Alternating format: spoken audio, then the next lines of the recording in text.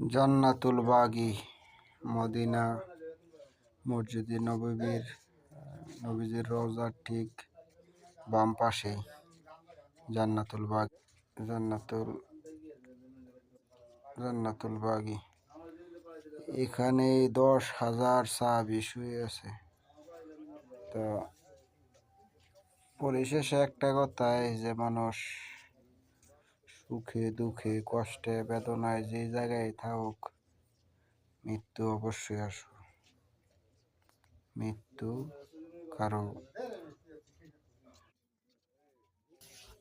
এই পৃথিবী সৃষ্টি হওয়ার পর থেকে কত মানুষ এই দুনিয়াতে আসলো আর চলে গেল।